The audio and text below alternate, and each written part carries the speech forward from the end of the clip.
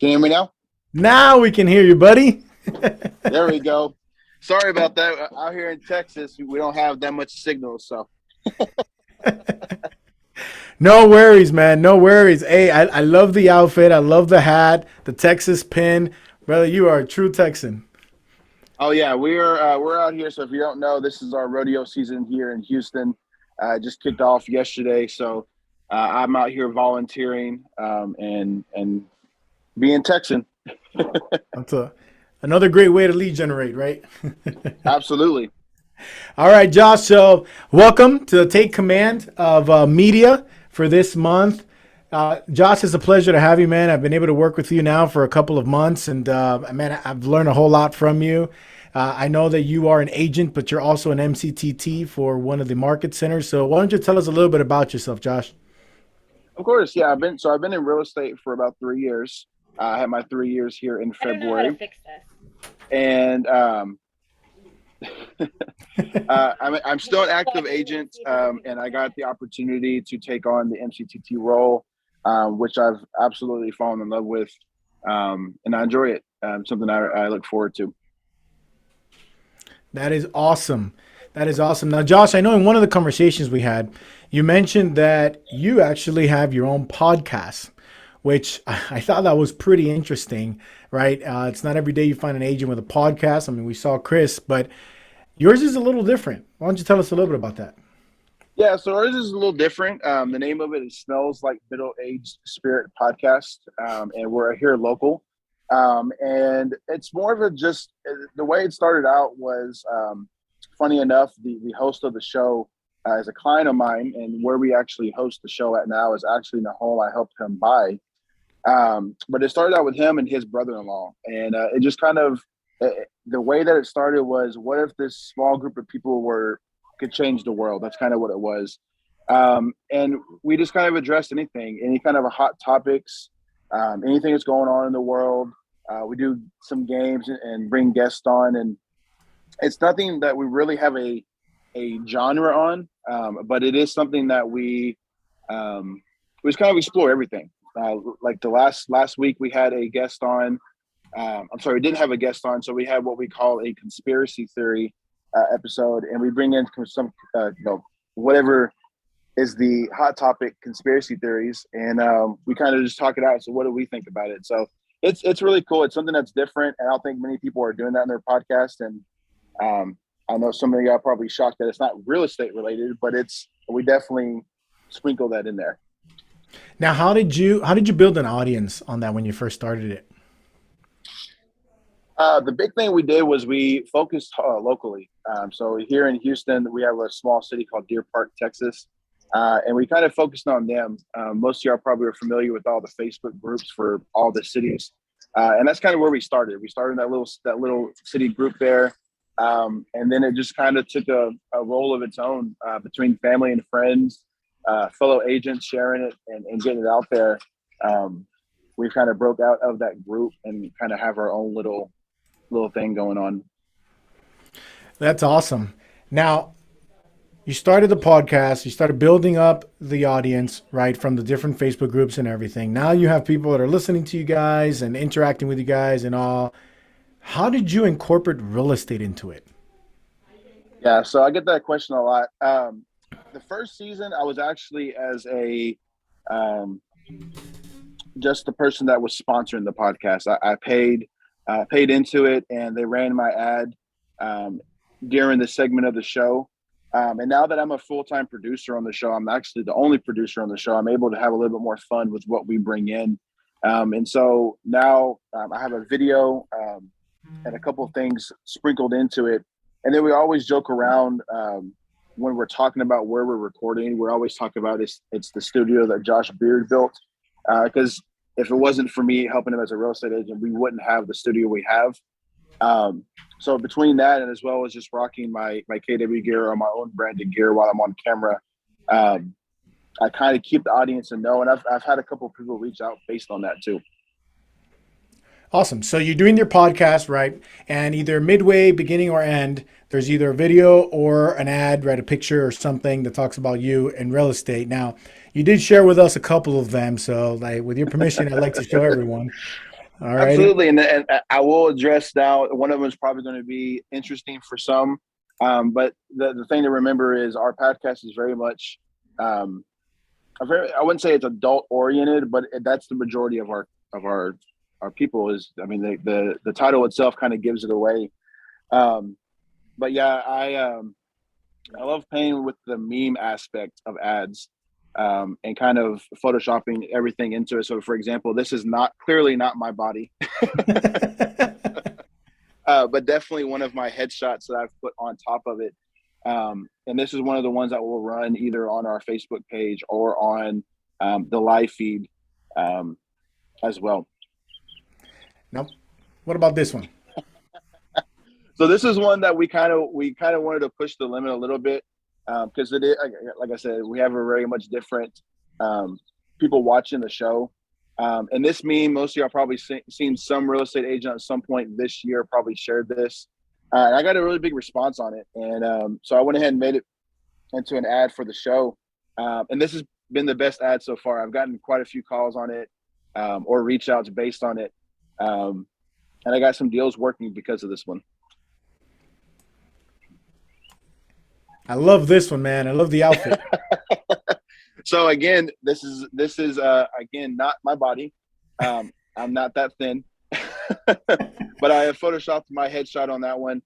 And there's still some people that think that really is me, but I appreciate it, but that's not.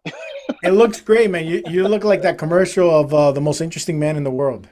You know? Yes, I've gotten that. I've been told I need to change the red to green, and I will match the most interesting man in the world. And I was like, well, I'll take you up on that offer. Now, what I like about this, right, was the creativity and the concept that you had. So not only were you doing a podcast to attract people, right? Because sometimes if you do a podcast about real estate, you're really narrowing your audience, right? Right. So you made it very general, right? And I've actually listened to one of them the other day, and I thought it was great. And it's funny at the same time, and you guys have all different opinions, and so it's funny how you guys argue and everything. But it's you're attracting just a general audience, and then you throw in these little ads, of real estate, which have given you leads. Right, Yeah. that's the mind blowing part. These are people that are just coming in to listen to the podcast, yet they're looking at it on an ad. They see it. It's funny. It's eye catching. It's interesting. They click on it, and you've gotten leads out of it. And I think it's great. There's the video that you mentioned that I do want to show, and then we're gonna go into what happens to the life of that lead right after they click on that ad. Gotcha. I was raised on three principles: faith, family, and honesty. What you see is what you get. Those three principles have made every client feel like family. Because honestly, they are my family. When people put their faith in me to help them find something that changes their life forever, that's the greatest feeling in the world. I'm here to make the home buying process a breeze. The only thing missing is you.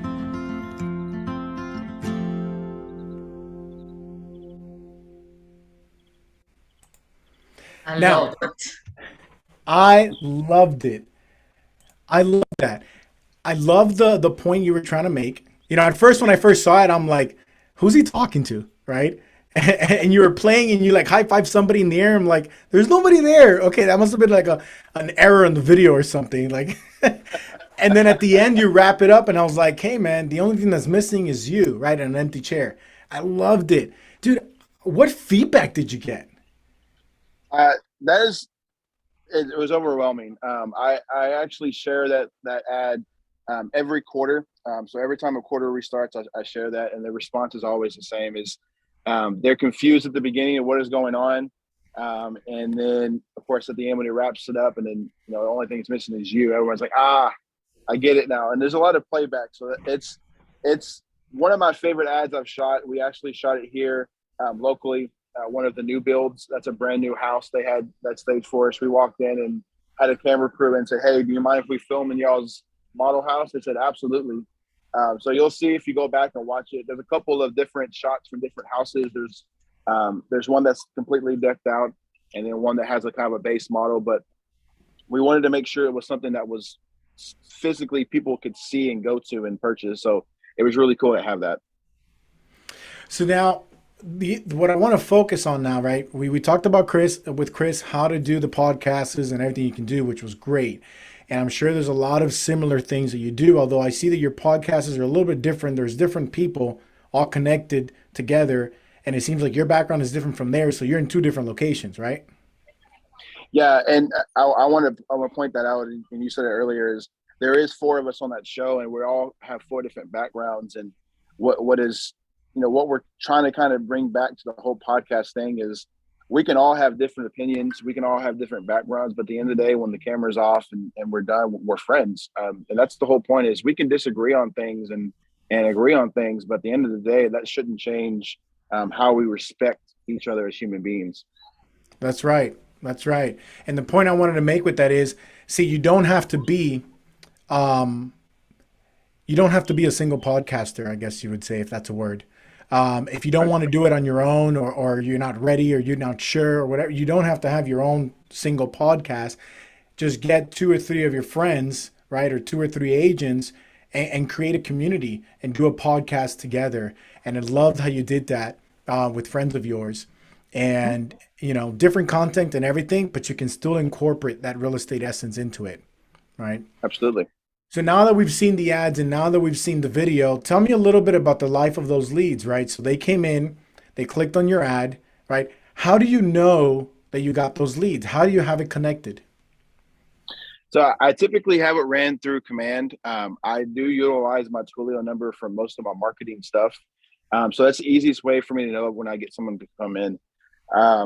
Once they come in, I do things a little differently. I don't give them our local MLS app. I give them ours. What I do differently is I actually go in as that contact on my website, go ahead and make an account as my client. And I have a password that I use for all of my clients. It's the exact same thing. It's just Bearded Family One. And I always tell them they can change it once they have the account. But I have an email set up. I think I sent you a screenshot of it. It's the site welcome letter.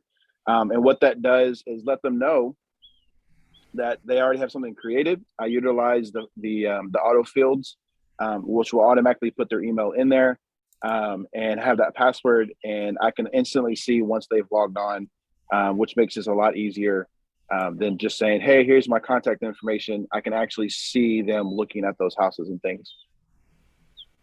Yeah, and this was great. I love the fact that you also published it in the library, so thank you for that. And Of course. if any of you are interested in downloading the Smart Plan, just go to your Smart Plan library and search by author and type in Joshua Beard, and you'll see there KW site account welcome. I actually looked at it before coming to today's event, and it is great. Dude, I would have never have thought of that, right? A lot of us guide our customers or clients into, hey, go to my website, create an account, and then you can search for properties and everything. But how many times do they really do that, right? Right. And that's where I lost a lot of clients. Not lost them, but they always ended up picking up Zillow or Realtor.com or something like that. But I found that if I took that extra step and just made it for them, they were a lot more open to actually download the app, logging in. And so I removed that element of, are they going to get my app or not? And just said, hey, you are going to get my app. I've already created it for you. Go ahead and use it. Definitely. And I actually, what I like about this Smart Plan is it has a combination of emails and text messages, but the email doesn't say, hey, you can go to my website and connect and, create an account. It's, hey, go to my website and this is your login information, just like you mentioned earlier. Right. Right. Right. And then you tell them what they can do in the website, right? You can search for properties, you can create folders or collections and favorites. You can communicate with me, right? And then what I liked the most about it was, well, you can also click here to download my app and use the same credentials to log into the app. Genius. Yeah. And again, it's just, like I said, I had a lot of people say, oh, I'm going to download your app. I'm sure most of you have heard that. Yeah, I'll download it. And then they end up starting to send you links from HAR or Zillow. And I always politely send back my link with the exact same listing. But I found that if I removed that extra step, if you will, and just did it for them, um, the chances of them logging in was a lot higher. And it was good because I would go in, make the account, log out, send that email, go ahead and start them on that smart plan. And then within 5-10 minutes of me sending that email, I would get the notification on the app that said such and such has logged in, and it's always been the same. So that's how I've kind of closed that gap and making sure that my app is the one that's actually getting downloaded. That is awesome. Now, you did share another smart plan with me. Why don't you tell us a little bit about the buyer education one? So this is a buyer education one. This one's kind of a combination of some of the ones that were already in there, but I've kind of put them all together. Um, this is from Connor Tuck. Some of y'all may know who he is. But I utilize this for my first time buyers as well as my repeated buyers. In some cases, I've had people tell me, this is my third or fourth home I bought, but they always seem to not remember or just not know certain steps throughout the process. And this one reminds them. Every 2 days, basically gives them a walk down of what to expect the next day. So, hey, we're under contract here. You need to go ahead and get earnest an option, and just kind of explains what those are as we go through the steps. That's awesome. Now, have you seen a lot of feedback from when you put clients or customers into this smart plan? Do they react to it? You're getting these leads and you're putting them in there, but have any of those leads actually turned into transactions for you? Yeah, they have. The biggest thing biggest feedback I've had on it is just the information. I utilize this smart plan as well as a buyer's packet that I make. The one thing I really make my buyer packet unique is that I take the extra time to put my client's name on the front. I know that doesn't seem like a big deal, but again, I've also seen people that feel, I guess, more catered to if that document has their name on it.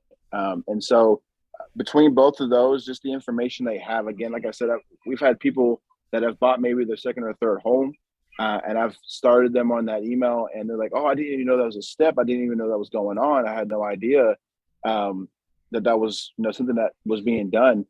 So I think it just gives them more information about what we're actually doing on the back end. They know that we're showing houses and we're going to title and stuff like that, but it kind of gives them a peel back on what's going on in the background, that we're not just really just sitting there waiting for a phone call or a text, that we are actually doing things. They just may not see them. Awesome. So now, Josh, you get the leads, you put them into these smart plans, right? Now, the leads that you're getting from the ads, are these the smart plans you're also inputting them into, whether it's the website one or whether it's the buyer process? And then once you put them in there, how do you continue to follow up with them? Do you follow up with them through command? Is it phone calls so that you can get that listing or buyer's appointment? Yeah, so I've leaned very heavily into command. I don't use any other CRM or any kind of other keeping track. I usually put them on that smart plan as well as the 48-hour touch, and that's either a phone call, a text message, an email, and kind of just work them. Now, some of these leads may be 2 or 3 months out. Some of these may need credit repair, something like that. But I've closed 3 deals so far for the 2 seasons that I've been on this podcast so far. Doesn't sound like a lot, but I've had numerous leads come from it. As of right now, I think I checked this morning before I actually hopped on.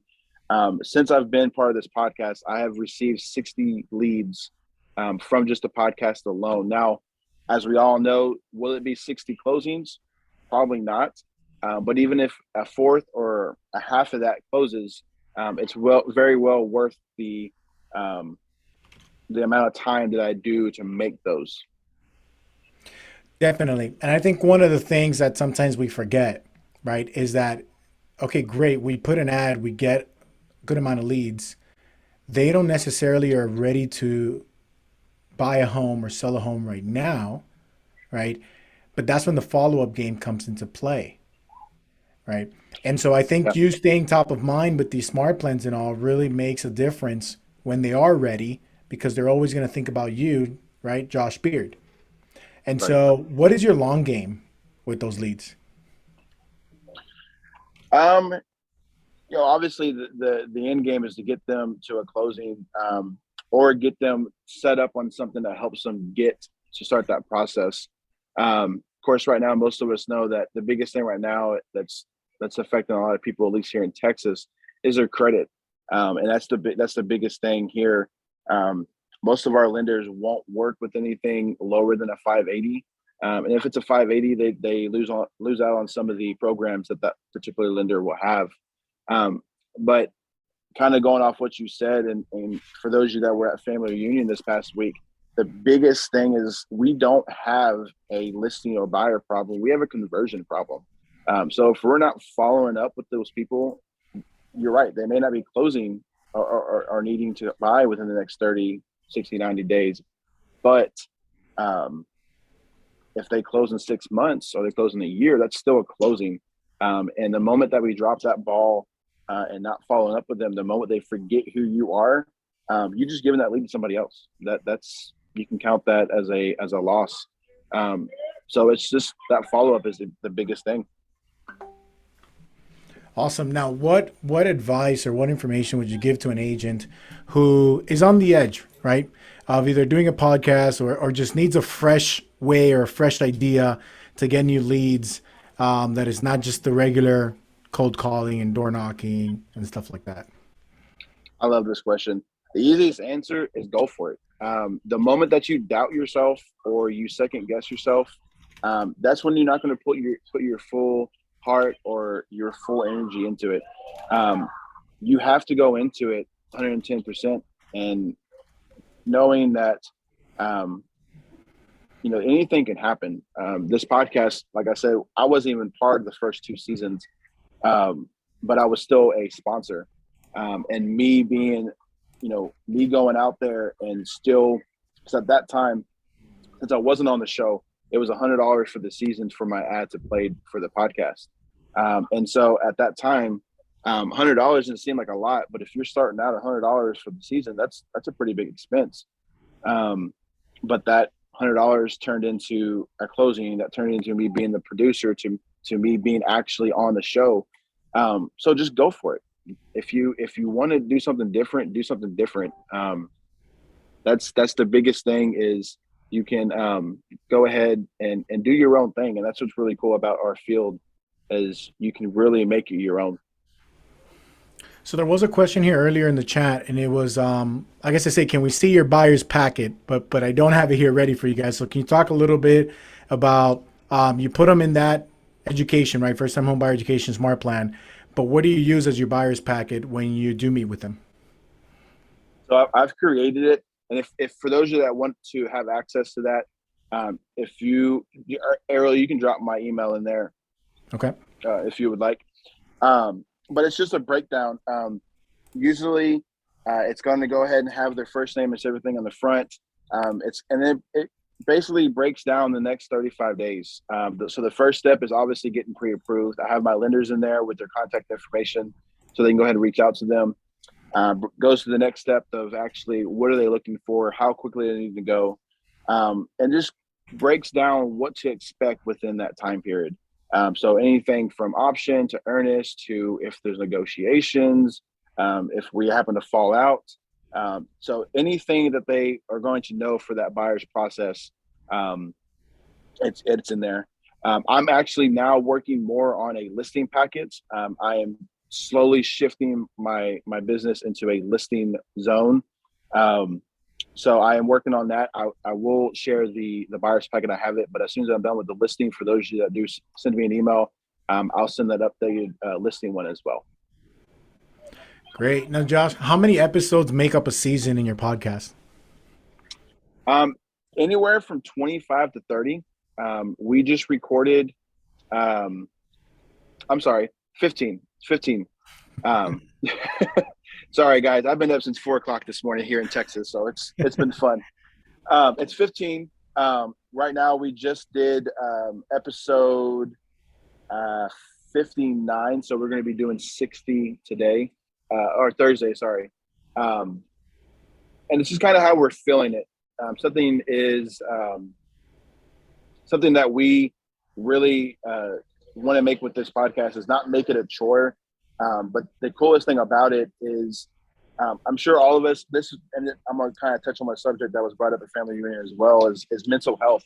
And one thing that's really cool about our podcast is we call it mic therapy.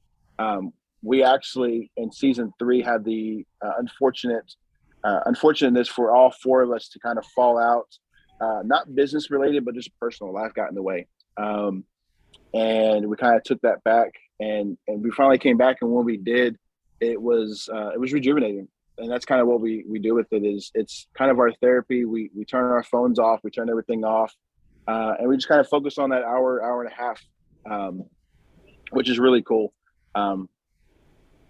But yeah. That is awesome. All right, well, let's go ahead and open it up now to our agents here in the audience. Does anyone have any questions for Josh Beard today? You can go ahead and unmute yourselves.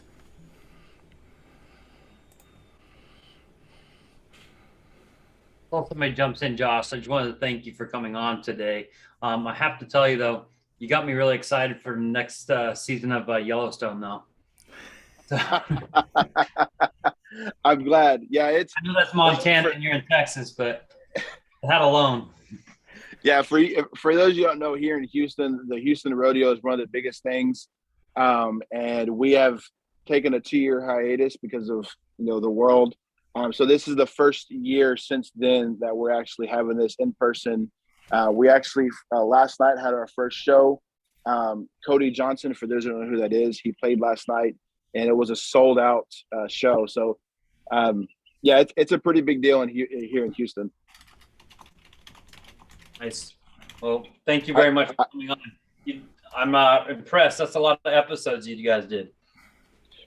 Yeah, and as of right now, and kind of what we've said is, as long as we have fun doing it, and as long as we have the response that comes out of it, we're gonna keep doing it. I mean, even if there's the same 5 people every week, that's cool. If we hit that 100, 200 mark every week, even better. It's just kind of a thing where as 4 people get together and talk about the world and don't have to worry about judgment or anything like that. I think that's the coolest thing. And I think a lot of people need to learn is we can all have differences, but at the end of the day, we can all still be friends. We don't have to hate each other because of different opinions. Right. Have you seen any correlation between the episodes that you've done that you've had the most fun on and also getting the most feedback on? I think more when we become way more personal on the show. Me and my wife were actually guests. There's a segment on there for those who go in there and look. It's called All in the Family. And the whole point of it is each person on the podcast brings their significant other. And we just kind of talk about our life. I know some of y'all don't know me, but me and my wife experienced her first miscarriage last year. And that was one of the things that kind of derailed our whole podcast was I needed to spend time with her. And one of the ways that we kind of got through that was we utilized the podcast as kind of the therapy, going back to that mic therapy, and kind of telling my life, going from where I am now. I used to work as a plant worker here in Texas. Now, obviously, I'm a realtor. So it was kind of transitioning from having that steady paycheck to going into a commission based, and then just all the curveballs that we have in life. And that was kind of the interesting thing, and kind of when I found out is when we're a lot more personal in that show, and a lot more people respond to what we're going on, as well as some of the goofy stuff. If we do some goofy stuff, we always get those couple of people that always come back. How do you How do you track that? Are you able to track your audience and see? Are you just doing it by comments, or are you doing it by stats through YouTube? So we have stats through Pinecast. So we get the stats there. So how many downloads, how many listens. And then as well for this season, particularly for season 4, we are doing it live streamed on YouTube. So every Thursday at 7:30, the stream starts, and that's our actual show. It's uncut. And we can see all the people that come into there, and also keep track of the numbers on YouTube as far as how many replays, how many people have watched, and of course the likes and thumbs down. Right. Does anybody else have any? Yeah, they're asking here in the chat, what's the name of the podcast again, and where can they go to listen to it? So it Smells Like Middle-Aged Spirit podcast. So for those you don't know, it is a riff off of Smells Like Teen Spirit. Um, and you can listen to it on Spotify, Apple Music, YouTube. Those are going to be your three biggest ones. And then if you want to buy any swag, you can go to spiritswagstore.com. And that's where you can also find the link to our store as well as our listening platforms. Love the fact that you added that swag section on there. Get that other stream of income coming in. Yeah, and what they were focused on this season is we're actually in the process of getting caricatures of each one of us. We're going to put that all on our T-shirts, and we'll have, for example, I'd be the bearded producer, and so there'll be a special section for the bearded producer merch as well as the other people in there. Brett, you got your hand up. Yep. Yeah. So first of all, I want to let everybody know that I did get the reference to Nirvana, a huge Nirvana fan. I love the name. And I'm probably a little over middle-aged at this point or right around there, but cool name for sure. Josh, I just wanted to thank you for your time. And also 3 years into this, developing systems, and you're already sharing it with our agents. That's awesome. That's the KW Appreciate culture. it. Thank you. That's definitely the KW culture. And so we appreciate Absolutely. you. All right. Any other questions? Yep. Chris. So how do you avoid getting burnt out with podcasting? I did podcasting for like 2 years, and it was just two of us. And we ended up killing it because we just got burnt out between work and family and everything. That's a great question. The biggest thing for us is just we have a script, but usually about 5 minutes into the show, we throw away that script. And we kind of just let it flow. We found the biggest thing is if we try to stay to one genre or stay on to one thing, it wasn't really us, and it was kind of forced. And to be honest, between season 3 and season 4, we did burn out.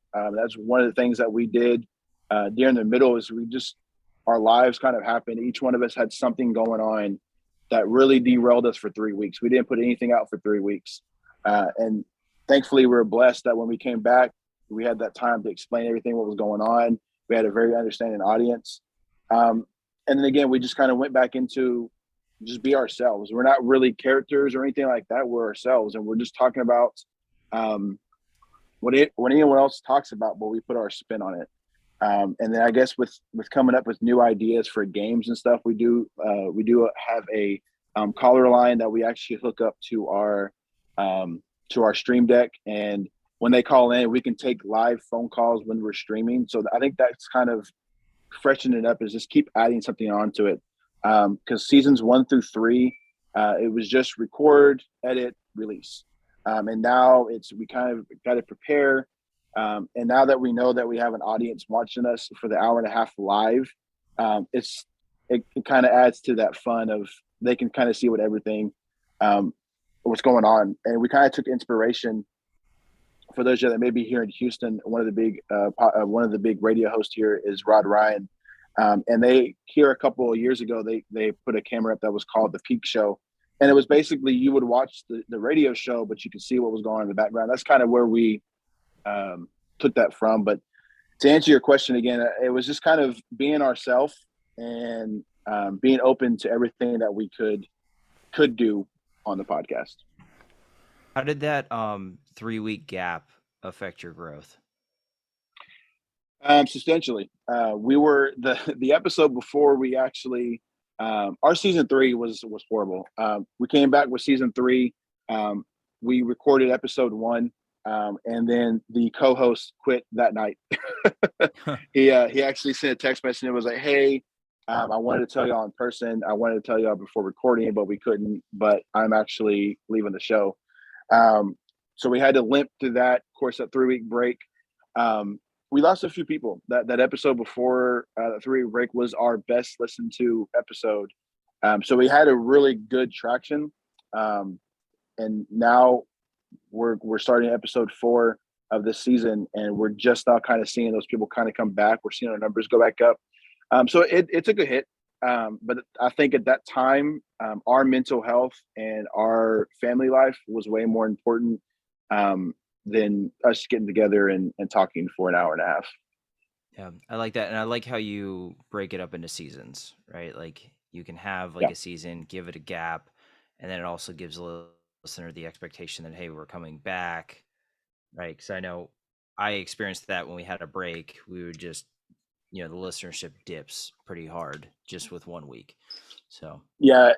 The one thing we didn't want to be like was, I know it's probably even bad to say this, but we didn't want to be like Joe Rogan. We didn't want to do something like always continuously never stop like that. We obviously have lives and we're not making money from this, so to speak. Now I am, and a couple of us have our own business that we make money off based of it. But we're not getting paid, hourly or something like that. We have sponsors, they pay. We make about $1,000 just on sponsorships alone. So yeah, the big thing was we wanted to work around a schedule, and we still wanted it to be fun. And we found the breaking it up into seasons and giving us a 3-month gap every time. It was great because then when we come back for the next season, we have 3 months of material that we can address or talk about. And that's what's really made that kind of a seamless transition. love it. Well, good work, Josh. I haven't listened to you yet. I plan on going listening. I was really excited. You're making me itch for getting back in the podcast game. So Do it. Ariel, you want to get this question from Capital? Yeah, so there is a question here in the chat. It says on your YouTube channel, do you use the comments to interact with the audience? If yes, does it help to bring the channel at the top of the suggestions? Yeah. So the one thing, like I mentioned earlier, we do have the live phone that we have attached is actually connected to my phone. And then each one of us are logged into our own phone so we can chat back. So not only are we talking with each other, but we are chatting with our guests that are actually inside the chat. We have found too, once we started doing that, and something we did in the early seasons, when we did put it on YouTube, we did it as a premiere and we all jumped on and we all did the same thing. And we found that when we were interacting with them, we were getting more people. I think at one time we've had 50 people watching us live. I know it doesn't sound like a lot, but when you have a little podcast that is taking a 3-week hiatus and coming back, and with everything going on, 50 continuous people on there is pretty big deal. Especially when you go back and look at it, and first couple of seasons we had maybe 5 or 6, so we've already doubled our numbers. But we have found that if you start engaging with them, we have more people subscribing. So it definitely helps to interact with them. The more you interact with them, the more you get that feedback. Awesome.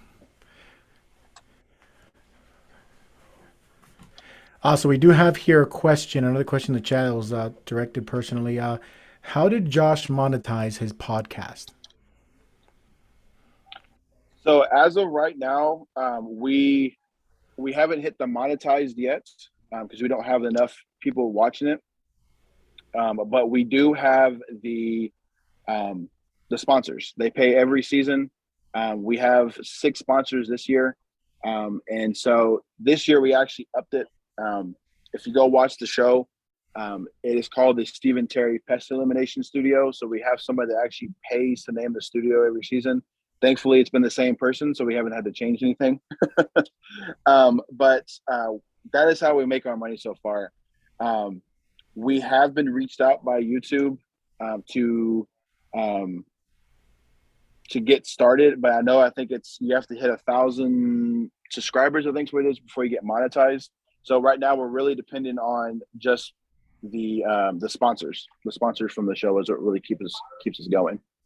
Well, we had over 100 people on this call today. So how many subscribers do you need to get to that 1,000? I think I think we just hit 200. So if every one of y'all would go do it, that would be great. Anything helps if you want to share it. It may not be for everybody, but it's absolutely something we enjoy, and we've had a lot of great feedback on it. Well, our amazing regional operations manager just went ahead and put your link in the chat, so everybody could go click on that if they want to go ahead and subscribe. That'd be great to help them out. That would be awesome.